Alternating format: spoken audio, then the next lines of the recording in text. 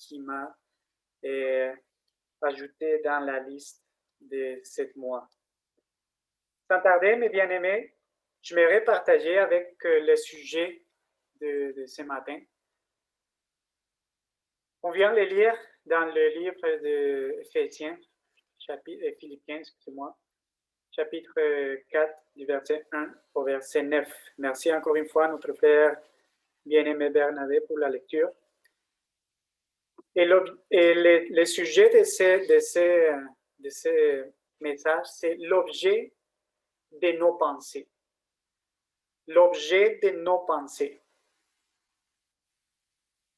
Comme notre frère bien-aimé Frédéric vient d'expliquer, d'enseigner dans l'étude de ce matin, le temps aujourd'hui, vraiment de nos jours, c'est vraiment difficile. C'est certainement difficile pour beaucoup de monde, mais pour beaucoup de raisons aussi.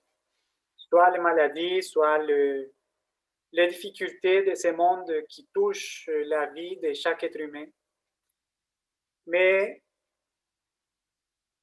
dans la société qu'on vit aujourd'hui, ça me fait penser à vraiment la situation difficile qu'a vécu Noé à l'époque, là, cette époque-là, au moment de prêcher à toute la population du monde connu, parce qu'il a fait pendant 120 ans. Et à la fin, personne n'a obéi, sauf lui et sa famille. Une société qui avait son cœur endurci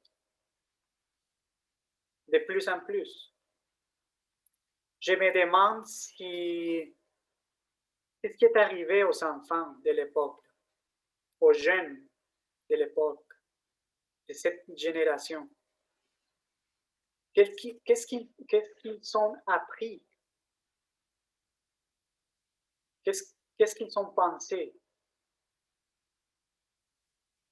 La société aujourd'hui, mes bien-aimés, n'enseigne pas aux jeunes, surtout aux enfants, à respecter la parole de Dieu. Il n'enseigne pas aux enfants à obéir, des fois, comme il faut à leurs parents, comme on l'enseigne le livre d'Éphésiens, chapitre 6, du verset 1 à 4. Des fois, c'est tout le contraire. Des fois, les pères, les parents doivent apprendre à obéir à leurs enfants.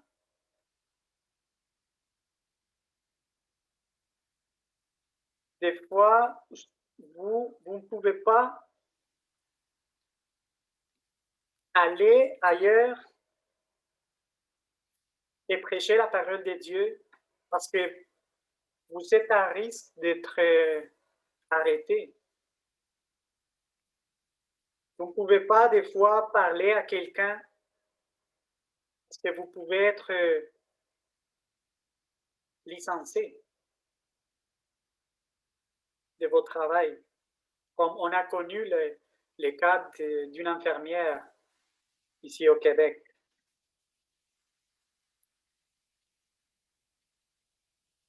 J'ai entendu récemment un cas aux États-Unis où une enseignante a été congédiée à cause de parler par rapport à la parole de Dieu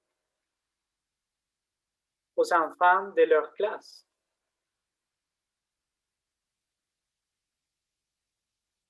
Une personne, ça fait quelques semaines, qui m'a demandé, m'a fait les commentaires qu'à l'école primaire, je ne me rappelle pas très bien, de son enfant, et ils ont reçu une visite d'un couple qui pratique l'homosexualité pour enseigner les enfants l'éducation sexuelle. Et ainsi de suite. Il y a des choses qui dans cette société, on ne peut pas vraiment comprendre si on est attaché à la parole de Dieu. C'est pour ça l'importance, mes bien-aimés et chers visiteurs, excusez-moi, d'informer et de former nos enfants à la maison, d'enseigner la parole de Dieu à la maison. Parce que la famille, comme on a déjà appris, c'est une institution divine dans laquelle on doit enseigner à nos enfants l'importance de la parole de Dieu dans nos vies, dans leur vie. Il faut les enseigner comment est-ce que Dieu veut que nous pensons. Parce que, mes bien-aimés, et chers visiteurs, excusez-moi, ailleurs, personne va enseigner nos enfants ou à la société à propos de ces choses. C'est ça une réalité. C'est triste, mais c'est une réalité. Et on le sait. On ne peut pas cacher la vérité, on ne peut pas cacher la réalité. Dans la société moderne, mes bien-aimés, l'apprentissage entre le bien et le mal, selon la parole de Dieu, bien sûr, a été remplacé par d'autres choses. La façon de penser de notre société moderne, c'est la diversion, c'est l'argent, c'est la reconnaissance académique, c'est la reconnaissance sportive, etc. C'est ça le point central des fois dans la société moderne.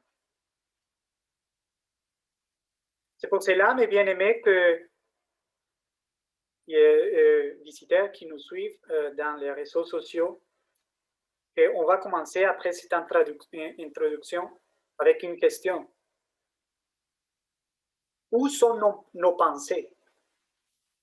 Au milieu de la souffrance, au milieu des maladies, au milieu des tribulations, au milieu de l'abondance aussi.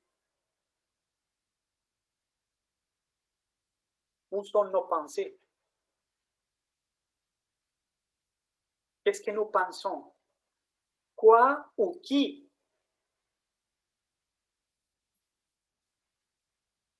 contrôle nos pensées? Normalement, nos enfants ont la tendance à imiter nous en tant que parents. Et quand ils grandissent, ils commencent à avoir un comportement des fois pareil, semblable à ceux de ses parents. Et la parole de Dieu de la même façon, parce que c'est pas tout le temps. C'est pas tout le temps que les enfants obéissent, les enfants semblent leurs parents dans la façon de penser, d'agir. Bien sûr, on parle de choses spirituelles. Mais la parole de Dieu nous apprend et nous enseigne la manière que nous, en tant que chrétiens, devons être imitateurs de Jésus-Christ. La parole de Dieu, dans plusieurs passages, nous dit que nous devons être imitateurs de Jésus-Christ. Malgré, comme je viens de citer dans l'exemple, les enfants ne sont pas toujours des imitateurs de leurs parents. Éphésiens chapitre 5, verset 1. Éphésiens chapitre 5, verset 1 dit « Devenez donc les imitateurs de Dieu comme des enfants bien-aimés. » 1 Corinthiens 11, 1. Soyez mes imitateurs comme je le suis moi-même de Christ. C'est l'apôtre Paul qui parlait. Et Philippiens chapitre 4, verset 9, la parole de Dieu dit, ce que vous avez appris, reçu et entendu de moi, et ce que vous avez vu en moi, pratiquez-le, et le Dieu de paix sera avec vous. C'est pour cela, mes bien-aimés, que si nous voulons être imitateurs de Jésus-Christ, alors on doit commencer avec un aspect vraiment, aspect basique et très important dans nos vies, que c'est l'objet de nos pensées. C'est quoi l'objet de nos pensées tous les jours et en tout moment? C'est pour cela que l'apôtre Paul, au moment d'écrire la lettre aux Philippiens, nous enseigne à ce qui est vraiment important, à ce que nous devons faire avec nos pensées. Et il nous enseigne à que nous devons nous concentrer à penser et à méditer en certaines choses qui plaisent à Dieu. Dans ce monde qu'on vit, dans cette terre, au milieu de beaucoup de violence, au milieu de beaucoup de tribulations, au milieu d'une société corrompue, la parole de Dieu, mes bien-aimés, nous enseigne qu'il faut penser, qu'il faut méditer dans des choses qui plaisent Dieu.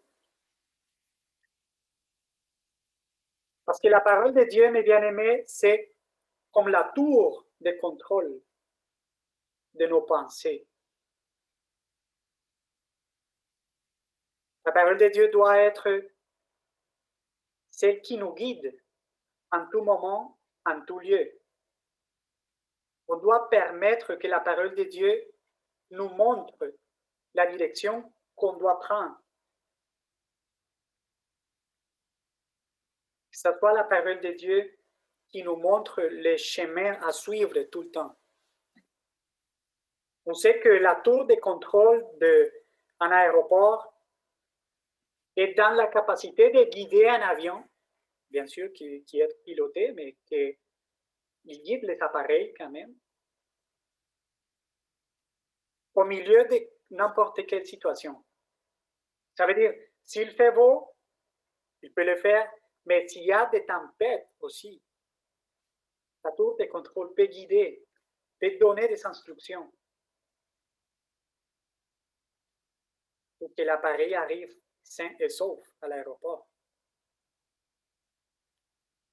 Les contrôleurs aériens donnent des instructions aux pilotes, mais si on regarde des fois les programmes télévisés des catastrophes aériennes, après des enquêtes, il peut constater que peut-être le pilote n'a pas suivi les instructions de la tour de contrôle, du contrôleur aérien.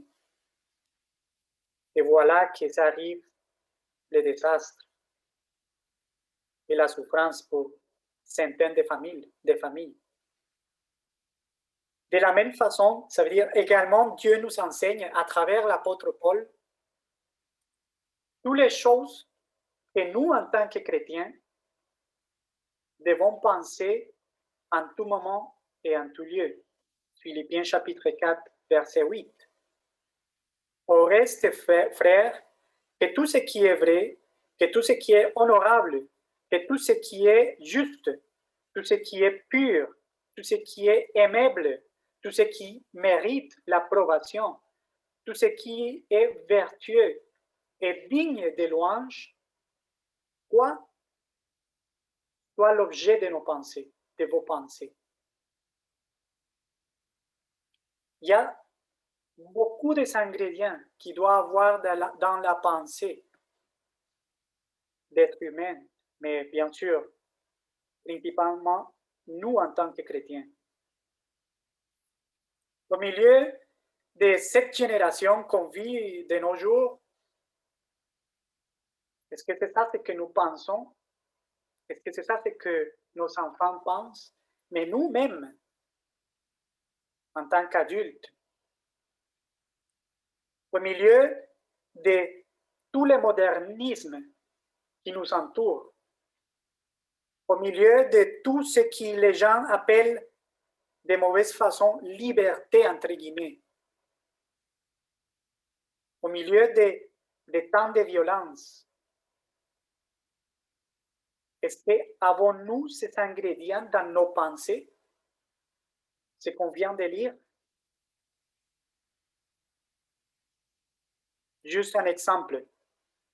La musique que vous écoutez, est-ce que ça vous permet à vos pensées de s'ajuster à ce que Dieu nous demande? Les conversations que vous avez avec votre collègue de travail, est-ce que ça s'ajuste à cette caractéristique que Dieu nous demande d'avoir?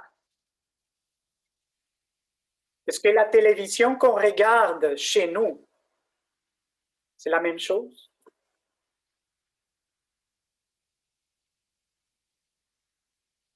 Est-ce que les paroles, les mots qui sortent de nos bouches, dans nos foyers, devant nos enfants,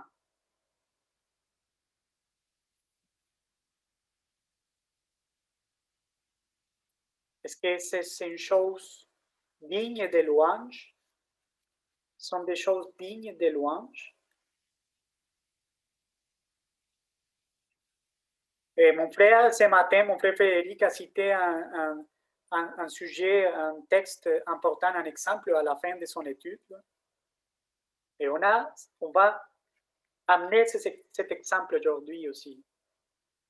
Genèse chapitre 4, verset 3 au verset 8, on a un exemple vraiment très important. Genèse 3, 4, excusez-moi, Genèse 4, 3 au verset 8. La parole de Dieu dit, au bout de quelque temps, Caïn fit à l'Éternel une offrande de fruits de la terre, et Abel, de son côté, en fit une des premières nées de son troupeau et de leur graisse. L'Éternel porta, excusez-moi, un regard favorable sur Abel et sur son offrande. Mais il ne porta pas un regard favorable sur Caïn et sur son offrande. Mais qu'est-ce qui est arrivé à ce moment-là, mes bien-aimés? La parole de Dieu dit, Caïn fut très irrité et son visage fut abattu. Verset 6. Et l'Éternel dit à Caïn, pourquoi es-tu irrité, et pourquoi ton visage est-il abattu?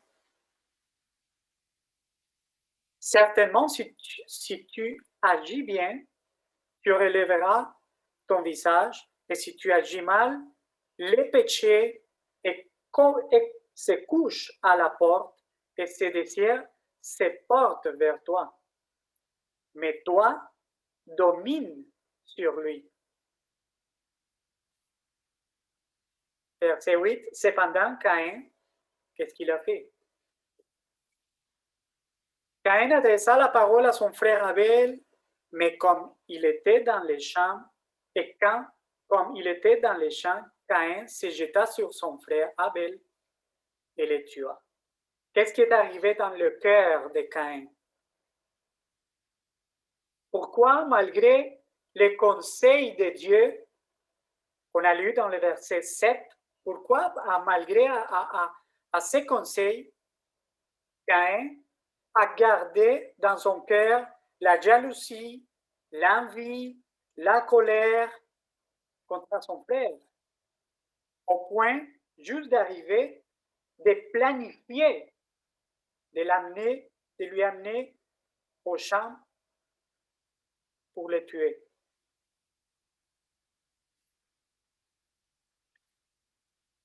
C'est pour la même raison, bien aimé, que l'homme fait la même chose aujourd'hui. C'est exactement comme notre frère Frédéric a dit ce matin, la parole de Dieu ne se contredit pas du Genèse à l'Apocalypse. Et la même chose, on peut vivre aujourd'hui. Parce que l'être humain s'éloigne de la voie de Dieu. Parce que l'être humain, il ne veut pas avoir compte du conseil de Dieu. Parce que l'être humain ferme leurs oreilles. Il ferme leurs yeux au message de paix et d'amour de Dieu, le créateur de l'univers.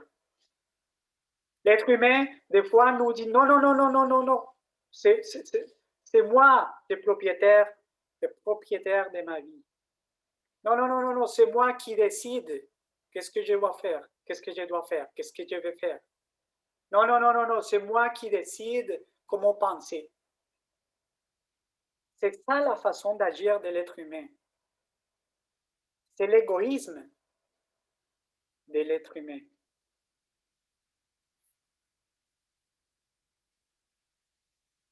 Mais Dieu aussi nous enseigne d'où viennent les mauvaises pensées. Il nous enseigne que ça vient du cœur. Proverbe chapitre 4, verset 23, Proverbe 4, 23 dit, gardez ton cœur plus que toute autre chose, car de lui viennent les sources de la vie. Mais on peut aller plus loin dans les temps de notre Seigneur Jésus-Christ. Même il a prononcé ces paroles dans Matthieu chapitre 15, verset 11, verset 18 et verset 19. Matthieu 15, verset 11 dit, ce n'est pas ce qui entre dans la bouche qui tue l'homme, mais ce qui sort de la bouche, c'est ce qui tue l'homme. Verset 18 dit, mais ce qui sort de la bouche vient du cœur, et ce qui suit l'homme, et c'est ce qui suit l'homme. Verset 19, car c'est du cœur qui viennent les mauvaises pensées, écoutez bien, les mauvaises pensées, les meurtres, les adultères, les impudicités, les vols, les faux témoignages, les calomnies. Est-ce que mes bien-aimés, c'est pas la même chose? C'est pas la même chose qu'on vit aujourd'hui dans cette société moderne. Est-ce que c'est pas la même chose que si vous, des fois, parce que c'est déjà arrivé que je parle à quelqu'un à propos de la parole de Dieu et ils sont offensés à cause de ça. J'ai déjà vécu, ça fait quelques semaines que je parlais à quelqu'un, il m'a dit non, non, non, écoute, c'est moi qui pense, c'est moi qui décide, c'est moi qui décide si je veux faire le bien ou je veux faire le mal. C'est moi. Si je fais le mal, tant pis pour moi. Si je fais le bien, c'est correct. Mais j'essayais d'expliquer à cette personne que Dieu demande de faire le bien, de suivre le bien, de penser de façon honorable, digne, honnête. C'est pas si je décide, oui, on a le libre arbitre, c'est vrai. Mais les gens ne veulent pas compter avec les conseils de Dieu, sur les conseils de Dieu. C'est ça le problème de notre société. Et c'est ça la piège que nous devons comprendre qu'il faut tomber sur ça, parce que ce sont des pièges de l'ennemi.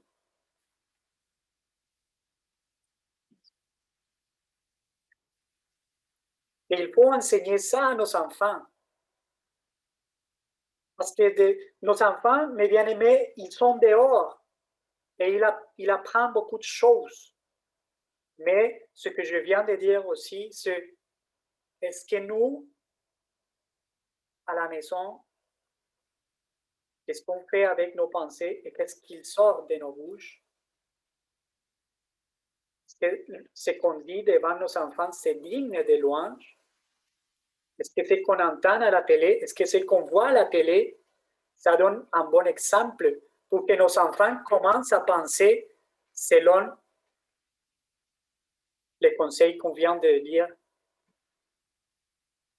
qui a écrit l'apôtre Paul, bien sûr inspiré.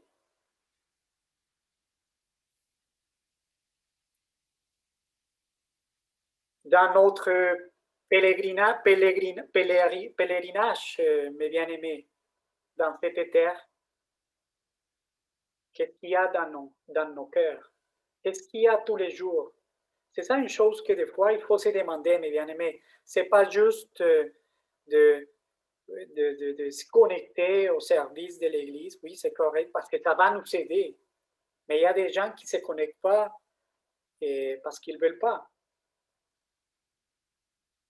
Mais si plus on s'éloigne, plus on va se refroidir.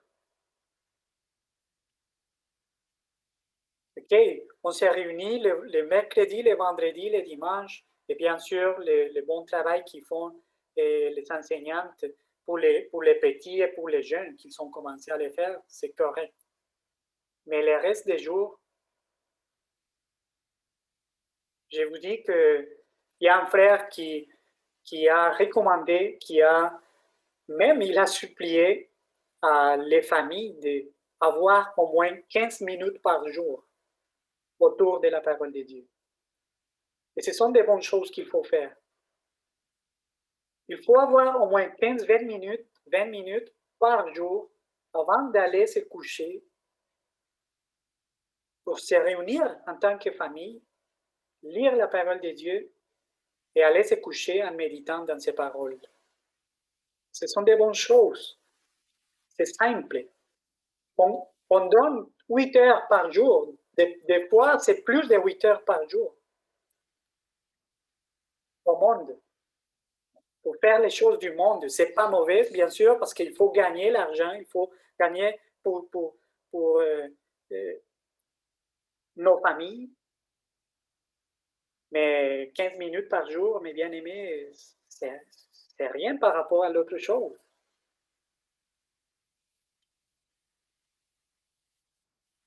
Des fois, on s'assied devant la télé et on regarde un film qui peut durer plus d'une heure et demie, là.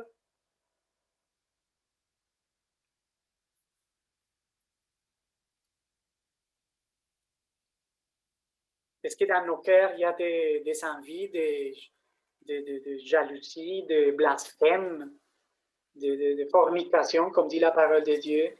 Il y a des fausses témoins. Il faut faire attention, mes bien-aimés, à ce qu'on garde dans nos cœurs. Parce qu'au moment d'ouvrir nos bouches, tout ce qu'il y a là-dedans, c'est ça qui va sortir. C'est ça qui enseigne la parole de Dieu. Ce n'est pas moi qui l'ai dit. J'apprécie beaucoup l'étude de ce matin.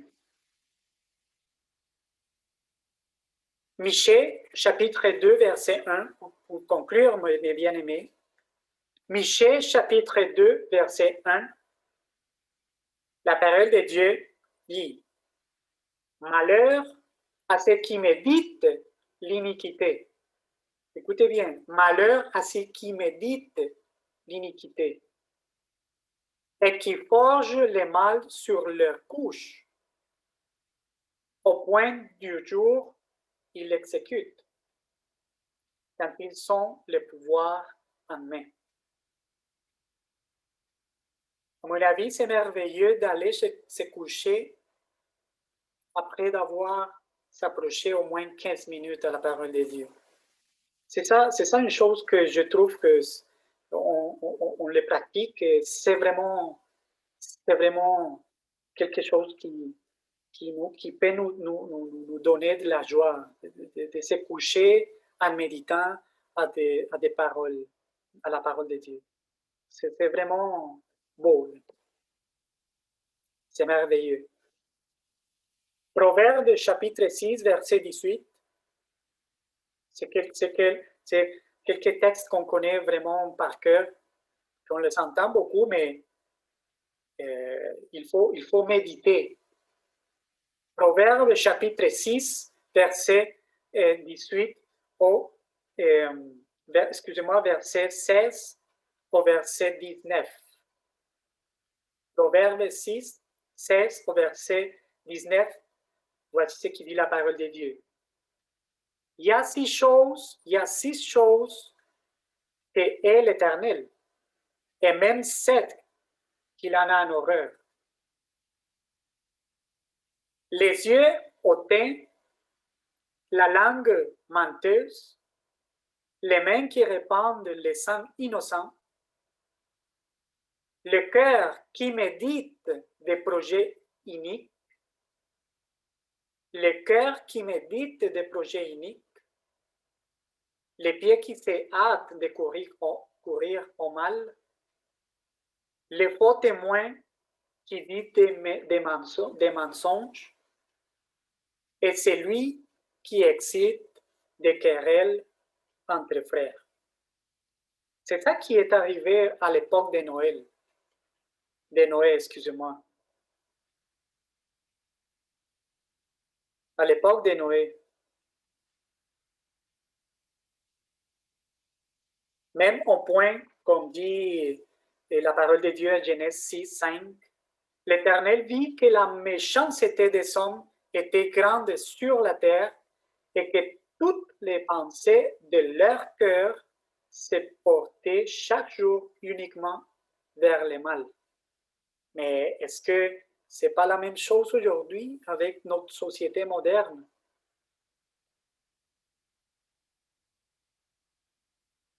C'est quoi l'objet de nos pensées? Est-ce que nous mettons en pratique ce qui dit la parole de Dieu dans Philippiens chapitre 4, verset 8? Que tout ce qui est vrai, tout ce qui est honorable, tout ce qui est juste, aimable, tout ce qui mérite l'approbation, tout ce qui est vertueux, tout ce qui est digne de louange, c'est ça l'objet de nos pensées.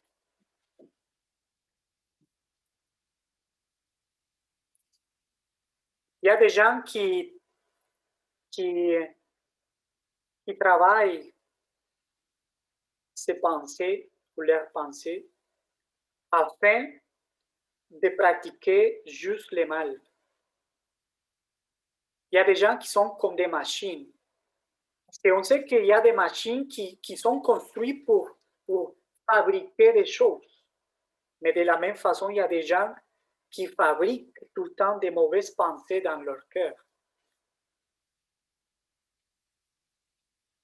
Et tout ça arrive parce que l'être humain refuse la moralité imposée par Dieu, comme notre frère nous l'a enseigné ce matin depuis l'Ancien Testament.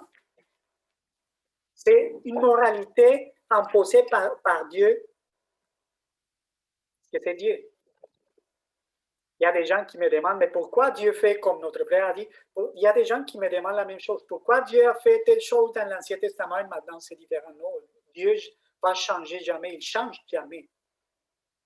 Mais on ne peut pas juger Dieu.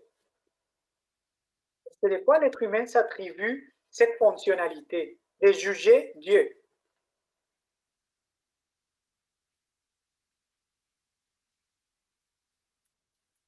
Le cœur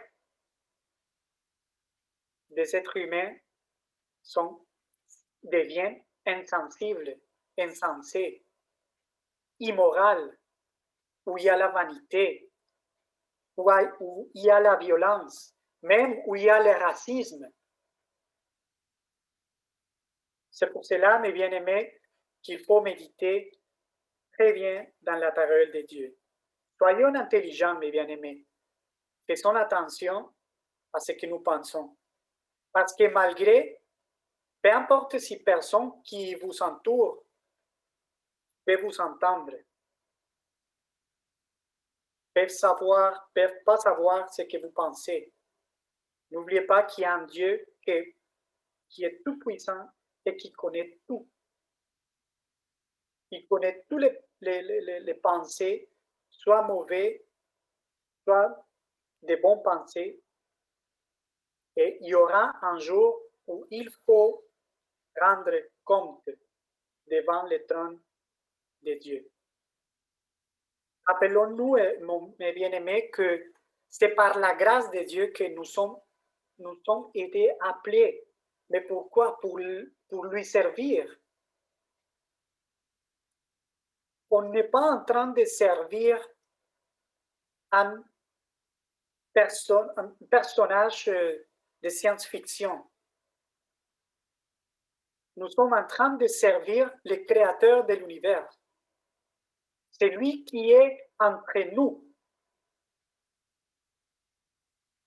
Servons à Dieu avec joie, avec foi, en écoutant sa voix, en obéissant sa parole et en glorifiant son saint nom